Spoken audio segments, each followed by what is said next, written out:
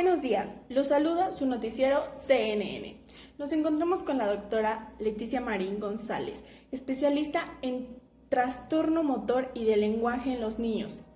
La doctora trabaja en el Hospital del Niño en la ciudad de Toluca. Buenos días, doctora, ¿cómo está? Agradezco su atención y le doy la bienvenida. Bueno, ahora cedemos la palabra a la doctora para que sea ella la que nos explique acerca del trastorno motor y del lenguaje. Adelante, doctora. Buenos días, mi nombre es Leticia Marín, como ya les explicó la señorita Ivana. Bueno, yo estoy aquí para explicarles sobre los trastornos motores y del lenguaje. Bueno, los trastornos motores está denominado como un trastorno muy diverso. Entre ellos se encuentran aquellos relacionados con alguna alteración motriz debido a un mal funcionamiento del sistema óseo muscular y nervioso, que en grado variable supone limitaciones a la hora de enfrentar ciertas actividades de la vida cotidiana. Recordemos que se clasifican en varios. Los trastornos motores con afectación del sistema nervioso central son aquellos como la parálisis cerebral, defectos en el tubo neuronal y espina bífida y la poliomielitis. ¿Sí? Recuerden que la parálisis cerebral pues es un grupo de trastornos del desarrollo psicomotor que causan una limitación de la actividad del enfermo. Los defectos del tubo neuronal es un déficit congénito, ¿sí? La lesión o el defecto tiene lugar en el momento de estructuración original del tubo neuronal. Es la falla del proceso normal del cierre del cráneo y la columna vertebral durante el primer trimestre de gestación. Por aquí atrás les puse unas gráficas, si pueden ver, unas imágenes donde habla precisamente de que esta afectación se desarrolla principalmente en el momento de la gestación.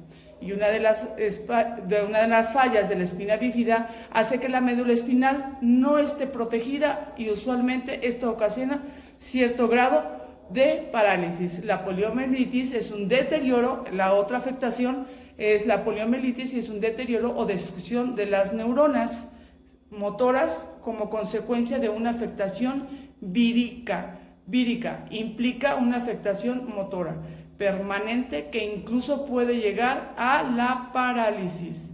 ¿Sí? Las motoneuronas ubicadas en las estribaciones adelanta de la médula espinal son esenciales para cualquier actividad muscular. Esto no les permite obviamente a los chiquitos moverse, ¿no? Y son aquellos niños que normalmente vemos con muletas, que utilizan muletas. Así es como funciona esta afectación. La segunda es los trastornos con la afectación muscular y neuromuscular, ¿sí? Que son las miopatías y la miastenia grave.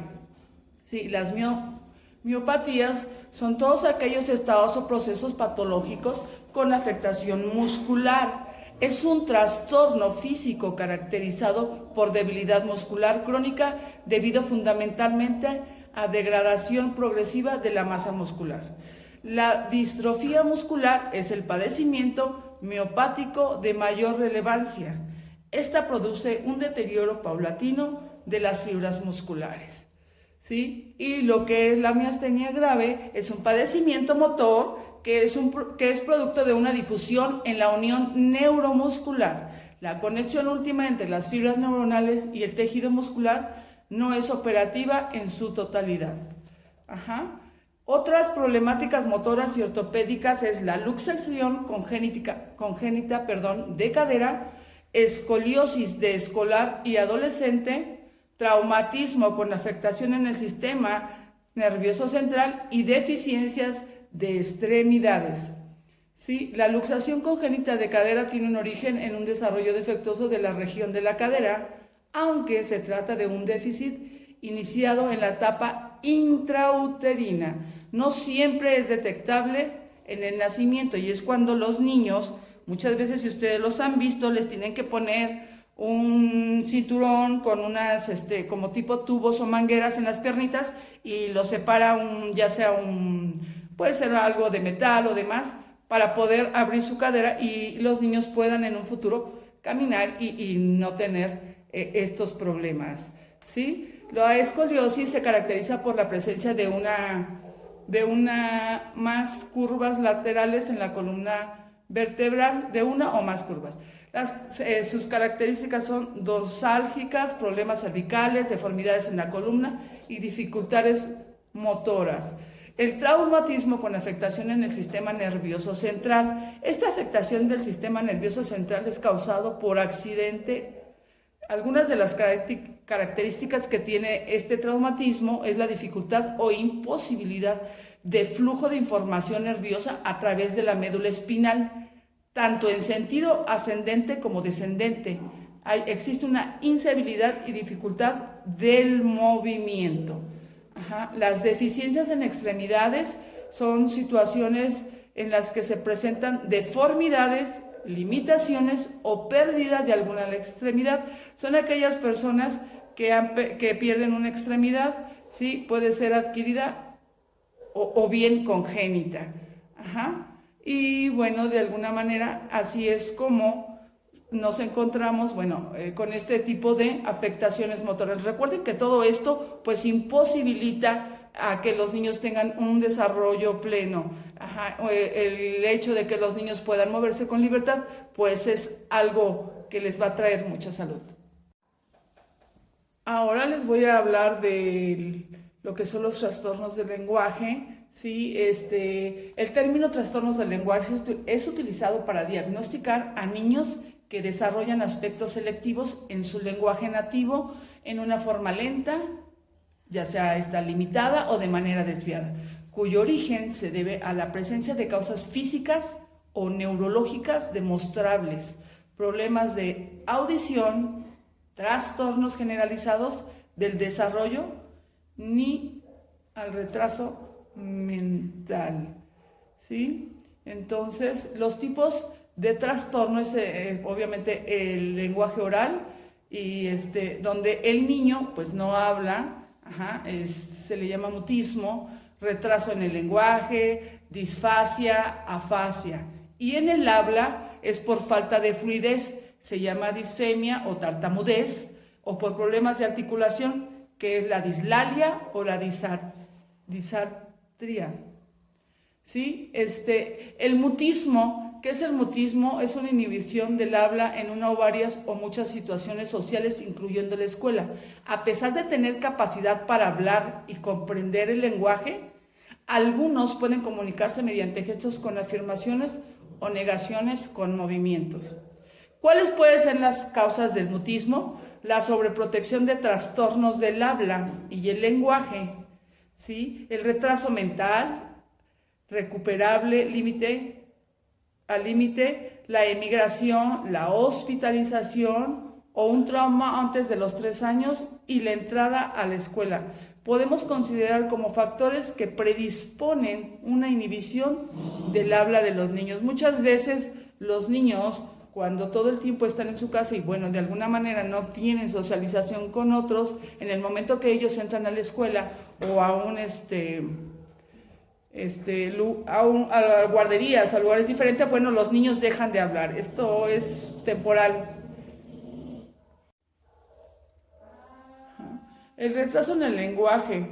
Se considera retraso del lenguaje a todo trastorno de la adquisición y organización del lenguaje en ausencia de los déficits sensoriales orgánicos, intelectuales. Las causas son orgánicas, de tipo funcional, orgánico-funcionales, endocrinas, ambientales o psicomáticas, ¿sí? La disfasia es una pérdida parcial del habla. Las causas no es todavía conocida, se desconocen las causas de la disfasia.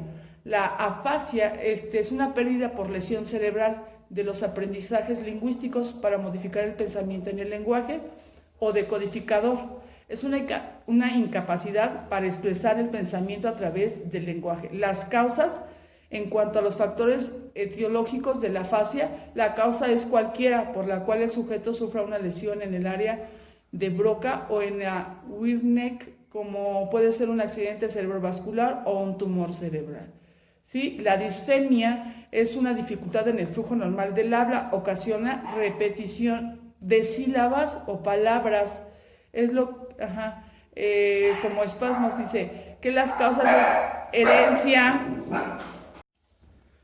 La dislalia son trastornos en la articulación del habla por defectos funcionales sin causa orgánica. La afectación de la producción de mensajes por aprendizaje y uso incorrecto o de aprendizaje defectuoso de fonemas. Las causas posibles son el retraso fonológico, el trastorno fonético y la alteración física. Dice que en el retraso fonológico, cuando los problemas están relacionados a un retraso en el desarrollo del habla, el niño simplifica los sonidos porque no ha aprendido a producir lo más complejos. Muchas veces ahí los niños solo mencionan monosílabas, ¿no?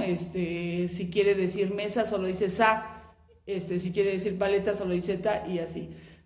Y el trastorno fonético es cuando el niño no ha adquirido una forma correcta. Los patrones de movimiento que son necesarios para la producción de algunos sonidos del habla, lo que quiere decir que el niño no mueve los músculos que se encargan del habla como debería. Y las alteraciones físicas presentan malformaciones físicas en algún órgano. ¿Sí? La disglosia se trata de un trastorno de la articulación de origen neurológico central y provocado por lesiones físicas o malformaciones de órganos articulados periféricos. Los tipos de disglosia son labiales, mandibulares, dentales, linguales y palatales. La disglosia, ¿no?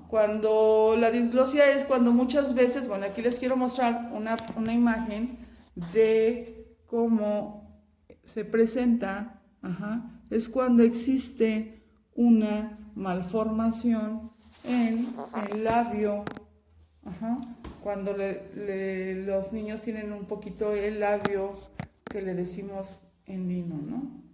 Leporino, el labio leporino. Esta es la disglosia y obviamente pues esto no les permite tener un lenguaje adecuado, ¿sí? La disartria, la definición es una alteración del habla que tiene como base los trastornos neurológicos, ¿sí? Bueno, pues esos son los principales trastornos que existen, ¿sí? Yo aquí me di a la tarea también de realizar algunos seguimientos de por qué muchos de los trastornos del lenguaje y motores son de origen genético, pero muchos de ellos no lo son. Bueno, esto es a grandes rasgos lo que se trata, ¿no? Y cómo este tipo de trastornos obviamente van afectando a nuestros niños, ¿sí? Yo quisiera que todo esto, bueno, lo conocieran los padres para que pudieran ellos tratar o más bien buscar la ayuda propicia para estos chicos. Le agradezco mucho su invitación. Muchas gracias por esta invitación.